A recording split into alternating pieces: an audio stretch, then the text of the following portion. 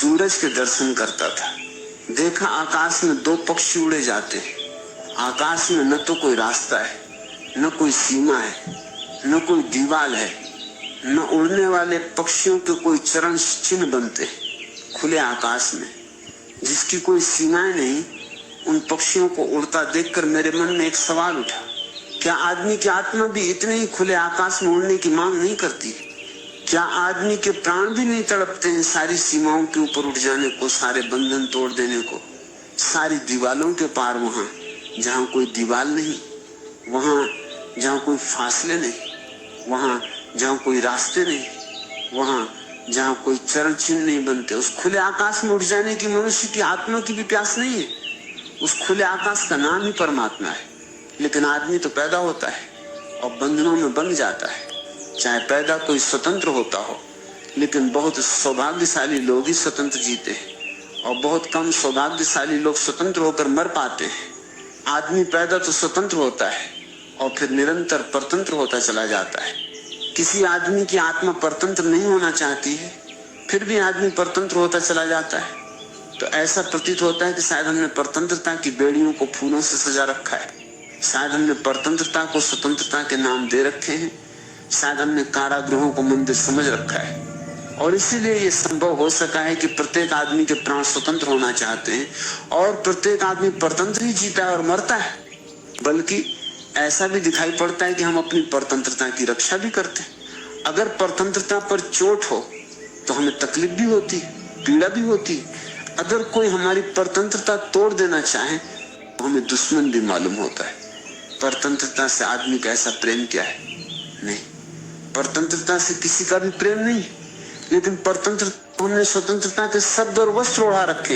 एक आदमी अपने को हिंदू कहने में जरा भी अनुभव नहीं करता कि मैं अपनी गुलामी की सूचना कर रहा हूँ। एक आदमी अपने को मुसलमान कहने में जरा भी नहीं सोचता कि मुसलमान होना मनुष्यता के ऊपर दीवार बनानी है। एक आदमी किसी वाद में, किसी संप्रदाय में, किसी देश में अपने को बांध कर कभी भी नहीं सोचता कि मैंने अपना कारागृह अपने हाथ से बना लिया है। बड़ी चालाकी, बड़ा धोखा आदमी अपने को देता रहा। और सबसे बड़ा धोखा यह है कि हमने कारागृहों को सुंदर नाम दे दिए हैं, हमने बेड़ियों को फूलों से सजा दिया है और जो हमें बांधे हुए हैं उन्हें हम मुक्तिदायी समझ रहे हैं। ये मैं पहली बात आज कहना चाहता हूं। जो लोग भी जीवन में क्रांति चाहते हैं, सबसे पहले उन्हें समझ लेना होगा कि बंधा हुआ आदमी कभी भी जीवन की क्रांति से नहीं गुजर सकता है। और हम सारे ही लोग बंधे हुए लोग हैं। यद्यपि हमारे हाथों पर जंजीरें नहीं है, हमारे पैरों में बेड़ियां नहीं है, लेकिन हमारी आत्माओं पर बहुत जंजीरें हैं, बहुत बेड़ियां हैं। हाथ पैर पर बेड़ियां पड़ी हो तो दिखाई पड़ जाएंगी, आत्मा पर जंजीरें पड़ी हो तो दिखाई भी नहीं पड़ती। अदृश्य बंधन इस बुरी तरह बांध लेते हैं कि उनका पता भी नहीं चलता और जीवन भी हमारा एक कैद बन जाता है। अदृश्य बंधनों में सबसे अद्भुत बंधन सिद्धांतों के, शास्त्रों के और शब्दों के। एक गांव में एक दिन सुबह सुबह बुद्ध का प्रवेश हुआ। गांव के द्वार पर ही एक व्यक्ति ने बुद्ध को पूछा, आप ईश्वर को मानते हैं? मैं नास्तिक हूं, मैं ईश्वर को नहीं मानता, आपकी क्या दृष्टि है? बुद्ध ने कहा, ईश्वर ईश्वर है, ईश्वर के अतिरिक्त और कुछ भी सत्य नहीं है। बुद्ध गांव के भीतर पहुंचे। एक दूसरे व्यक्ति ने बुद्ध को कहा, मैं आस्तिक हूं, मैं ईश्वर को मानता हूं, आप ईश्वर को मानते हैं? बुद्ध ने कहा, ईश्वर है ही नहीं, मानने का कोई सवाल नहीं उठता। ईश्वर एक असत्य है। पहले आदमी ने पहला उत्तर सुना था, दूसरे आदमी ने दूसरा उत्तर सुना था, लेकिन बुद्ध के साथ एक भिक्षु था, आनंद। उसने दोनों उत्तर सुने। वो बहुत हैरान हो गया। सुबह बुद्ध ने कहा कि ईश्वर है, दोपहर बुद्ध ने कहा ईश्वर नहीं है। आनंद बहुत चिंतित हो गया कि बुद्ध का प्रयोजन क्या है। लेकिन सांझ फुर्सत होगी, रात सब लोग विदा हो जाएंगे, तब पूछ लेगा। लेकिन सांझ तो मुश्किल और बढ़ गई। एक तीसरे आदमी ने आकर पूछा कि मुझे कुछ भी पता नहीं कि ईश्वर है या नहीं, मैं आपसे पूछता हूँ, आप मानते हैं ईश्वर है या नहीं? बुद्ध उसकी बात सुनकर चुप रह गए और उन्होंने कोई भी उत्तर न दिया। रात जब सारे लोग विदा हो गए तो आनंद बुद्ध को पूछने लगा कि मैं बहुत मुश्किल में पड़ गया हूँ, मुझे बहुत झंझट में डाल दिया आपने। सुबह कहा ईश्वर है, दोपहर कहा नहीं है, सांझ चुप रह गए, मैं क्या समझूं? बुद्ध ने कहा उन तीनों उत्तर में कोई भी उत्तर तेरे लिए नहीं दिया गया था। तूने वे उत्तर क्यों लिए?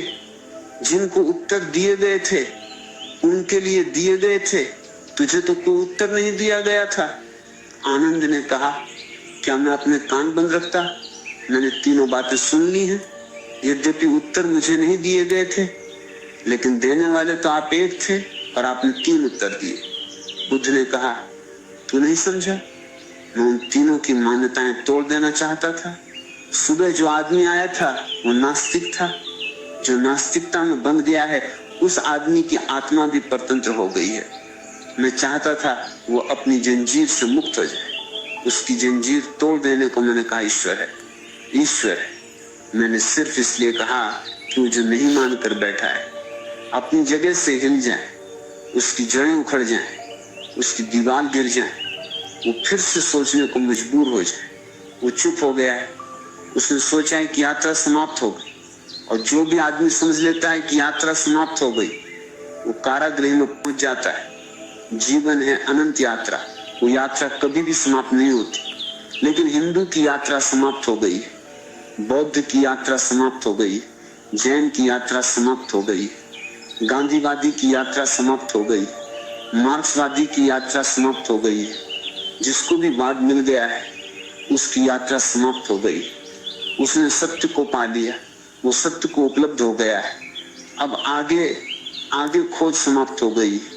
सभी संप्रदायों की, सभी धर्मों की, सभी पकड़ वालों की खोज समाप्त हो जाती। बुद्ध ने कहा, मैं उसे तोड़ देना चाहता था उसकी जंजीरों से, ताकि वो फिर से पूछे, वो फिर से खोजे, वो आगे बढ़ जाए। दोपहर जो आदमी आया था वो आदमी आस्तिक था। वो मान कर बैठ गया था कि ईश्वर है। उससे मुझे कहना पड़ा कि ईश्वर नहीं है, ईश्वर है ही नहीं, ताकि मैं उसकी भी जंजीरों को ढीला कर सकूं, उसके मत को भी तोड़ सकूं। क्योंकि सत्य को वही लोग उपलब्ध होते हैं जिनका कोई मत नहीं।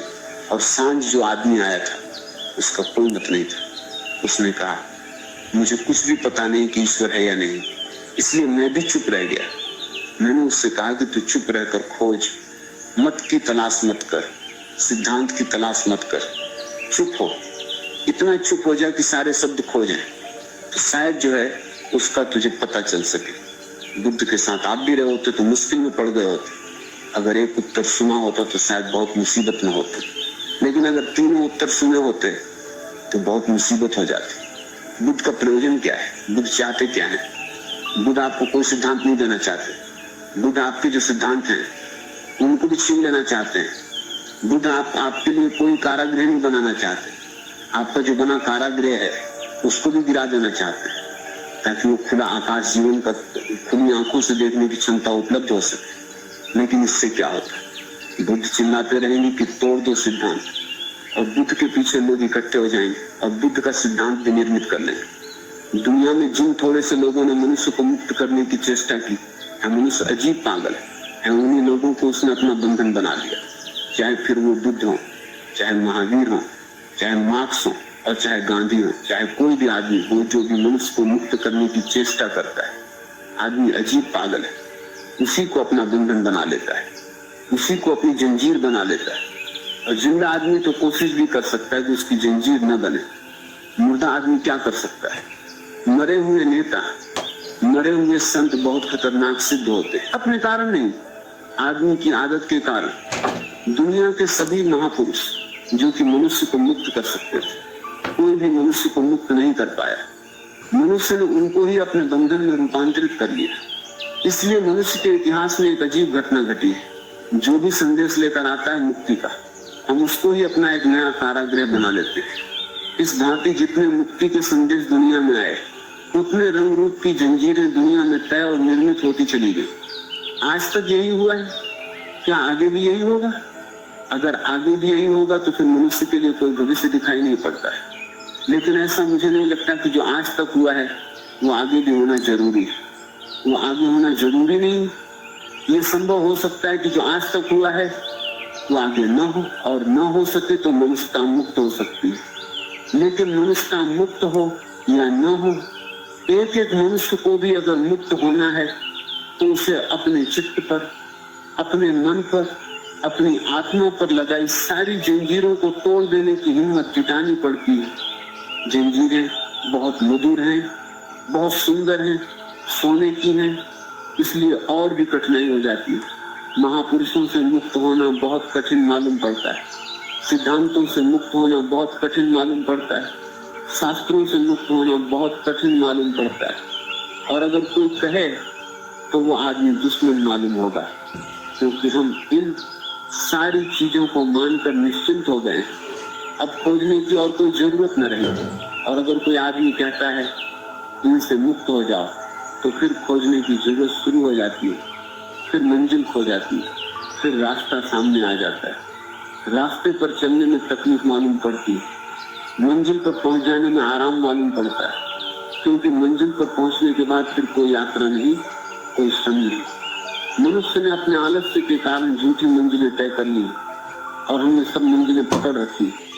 पहली बात, पहला सूत्र जीवन क्रांति का मैं आपसे कहना चाहता हूँ, और वो यह, एक स्वतंत्र चित्त चाहिए, एक मुक्त चित्त चाहिए।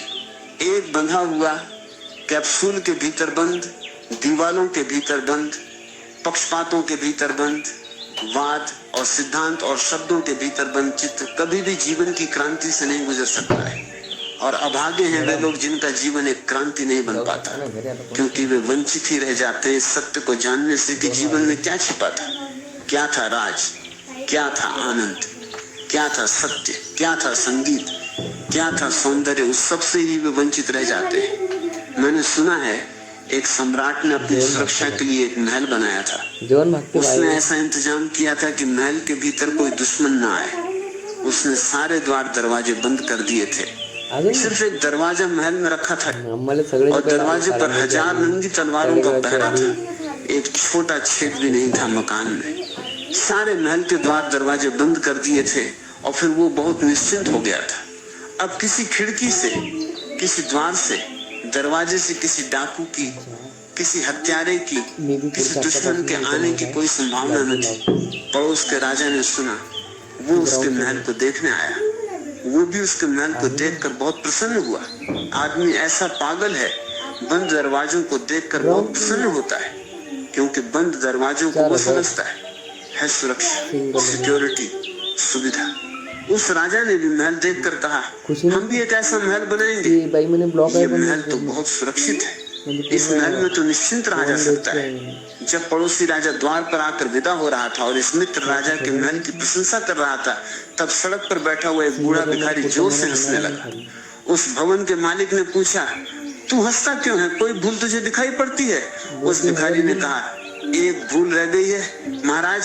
जब आप ये मकान तैयार करवाते थे तभी मुझे लगता था कि एक भूल रह गई है। उस सम्राट ने कहा, कौन सी भूल? उस भिखारी ने कहा, एक दरवाजा आपने रखा है, यही भूल रह गई है। ये दरवाजा और बंद कर लें और भीतर हो जाएं, तो फिर आप बिल्कुल सुरक्षित हो जाएंगे। फिर कोई भी किसी हालत में भीतर नहीं पहुंच सकता है। उस सम्राट ने कहा, पागल, फिर तो ये मकान कब्र हो जाएगा। अगर मैं एक दरवाजा और बंद कर लूं तो मैं मर जाऊंगा भीतर, फिर तो ये मौत हो जाएगी। उस भिखारी ने कहा, इतना आपको समझ आता है कि एक दरवाजा और बंद कर लेने से आप मर जाएंगे? क्या आपको ये समझ में नहीं आता कि जितने दरवाजे आपने बंद किए हैं उसी मात्रा में आप मर गए? एक एक दरवाजा आपने बंद किया है, उसी मात्रा में जीवन से आपके संबंध टूट गए हैं। अब एक दरवाजा बचा है तो थोड़ा सा संबंध बचा है, आप थोड़े से जीवित हैं, इसको भी बंद कर देंगे तो बिल्कुल मर जाएंगे। लेकिन ये मकान कब्र है जिसमें एक दरवाजा है, ये दरवाजा और बंद हो जाए तो कब्र पूरी हो जाएगी। और अगर आपको ये लगता है कि एक दरवाजा बंद करने से मौत हो जाएगी, तो जो दरवाजे बंद हैं उनको खोल लें। और अगर मेरी बात समझे तो सब दीवारें गिरा दें, ताकि खुले सूरज के नीचे और खुले आकाश के नीचे पूरा जीवन उपलब्ध हो। लेकिन शरीर के लिए मकान जरूरी है और शरीर के लिए दीवारें भी जरूरी है। पर आत्मा के लिए न तो मकान जरूरी है और न दीवारें जरूरी है। लेकिन जिनके पास शरीर को छिपाने के लिए मकान नहीं, उन्होंने भी अपनी आत्मा को छिपाने के लिए दीवारें और मकान बना रखे हैं। जो खुले आकाश के नीचे सोते हैं उनकी आत्माएं भी खुले आकाश में नहीं उड़ती हैं। जिनके शरीर पर वस्त्र नहीं है उन्होंने भी आत्मा के लिए लोहे के वस्त्र पहना रखे हैं। और फिर आदमी पूछता है, हम दुखी क्यों हैं? फिर आदमी पूछता है, हम पीड़ित क्यों हैं? फिर आदमी पूछता है आनंद कहाँ मिले? कभी परतंत्र चित्त को आनंद मिला है, कभी परतंत्रता में सुख जाना है। कभी परतंत्र व्यक्ति कभी भी किसी भी स्थिति में सत्य को, सौंदर्य को उपलब्ध हुआ है। मैं घर में मेहमान था, एक बहुत प्यारी चिड़िया उस घर के लोगों ने कैद कर रखी थी। जिस पिंजड़े में वो चिड़िया बंद थी वो चारों तरफ कांच से घिरा था। चिड़िया को बाहर का जगत दिखाई पड़ता होगा, लेकिन उस कांच की दीवार के भीतर बंद चिड़िया को पता भी नहीं हो सकता कि बाहर एक खुला आकाश है, और उस बाहर खुले आकाश में उड़ने का भी आनंद है। शायद वो चिड़िया उड़ने का ख्याल भी भूल गई होगी, शायद उसके पंख किस लिए हैं ये भी उसे पता नहीं रहा होगा। और अगर आज उसे बाहर भी कर दिया जाए तो शायद वो घबराएगी और अपने सुरक्षित पिंजरे में वापस आ जाएगी। उसके पास पंख किस लिए हैं यह भी उस चिड़िया को पता नहीं है। शायद पंख उसे निरर्थक लगते होंगे, बोझ लगते होंगे, और उसे यह भी पता नहीं है कि उस खुले आकाश में सूरज की तरफ बादलों के पार उड़ने का भी एक आनंद है, एक जीवन है। वो उसे कुछ भी पता नहीं है, उस चिड़िया को कुछ भी पता नहीं है। हमें पता है, हमने भी कांच की दीवारें बना रखी हैं। उन कांच की दीवारों के पार, बियॉन्ड, उनके अतीत भी कोई लोक है जहाँ कोई सीमा नहीं छूटती, जहाँ आगे और आगे अनंत विस्तार है, जहाँ सूरज है, जहाँ बादलों के अतीत आगे खुला आकाश नहीं। हमें भी उसका कोई पता नहीं है। शायद हमें भी आत्मा एक बोझ मालूम पड़ती है, और हमने बहुत से लोग अपनी आत्मा को खो देने की हर चेष्टा करते हैं। हमें आत्मा भी एक बोझ मालूम पड़ती है, इसलिए शराब पीकर आत्मा को भुला देने की कोशिश करते हैं, संगीत सुनकर भुला देने की कोशिश करते, किसी तरह आत्मा भूल जाए, इसकी चेष्टा। वो आत्मा भी एक बोझ है, जैसे उस चिड़िया को पंख बोझ मालूम होते हैं, क्योंकि हमें पता नहीं कि एक आकाश जहाँ आत्मा भी पंख बन जाती है, और आकाश की एक उड़ान है, जिस उड़ान की उपलब्धि